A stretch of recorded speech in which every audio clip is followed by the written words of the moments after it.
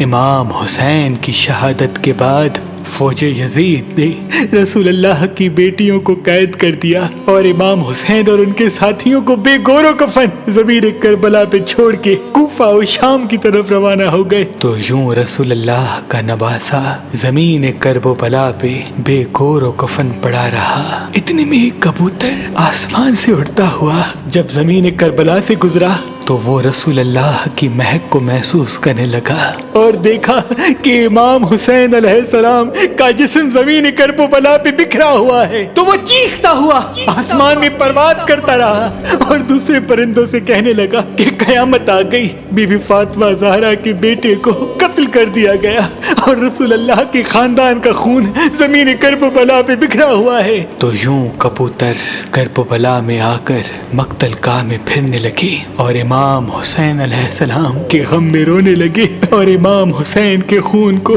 اپنے پروں پہ لگانے لگے۔ ان کبوتروں میں سے ایک کبوتر امام حسین کے خون کو اپنے پروں میں لے کے مکے کی طرف روانہ ہوا، دوسرا کبوتر امام حسین کے خون کو لے کے مدینے کی طرف روانہ ہوا،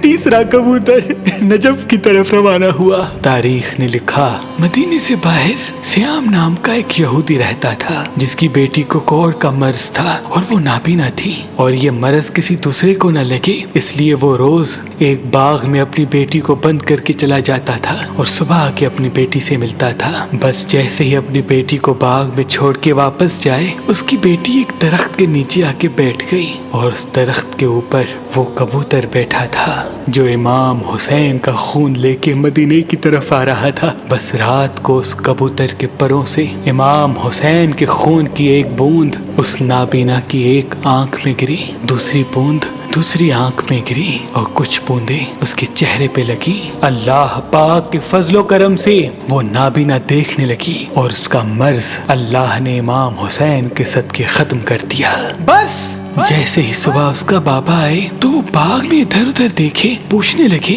کہ میری بیٹی کہاں ہے۔ اتنے میں اس کی بیٹی آ کے کہنے لگی اے میرے بابا دیکھو میری آنکھیں صحیح ہو گئیں، میرا جسم صحیح ہو گیا، میری بیماری ختم ہو گئی۔ اس کے بابا نے پوچھا یہ کیسے ہوا؟ اس کی بیٹی رو کے کہنے لگی بابا جس درخت کے نیچے میں سو رہی تھی اس کے اوپر ایک کبوتر بیٹھا تھا جو پوری رات روتا رہا اور اس کا خون میرے جسم پہ گرتا رہا۔ بس جیسے ہی میں نے آنکھیں کھول کے دیکھنا چاہا تب سے مجھے ہر چیز نظر آ رہی ہے۔ اس شخص نے معلوم کیا تو اس کو معلوم ہوا کہ امام حسین علیہ السلام کا قتل ہو گیا اور اس کبوتر کے پروں میں امام حسین کا خون لگا ہوا تھا جس کے معجزے سے اس کی بیٹی کو شفا ملی۔ وہ رسول اللہ پہ ایمان لے کے آیا اور مسلمان بن کے اپنی زندگی گزارنے لگا۔ سلام ہو رسول اللہ کے خاندان پر، سلام ہو اہل بیت کی عظمت پر، سلام ہو اس ناحق خون پر جو اسلام کی بقا کے لیے زمین کرب و بلا پہ بہتا رہا۔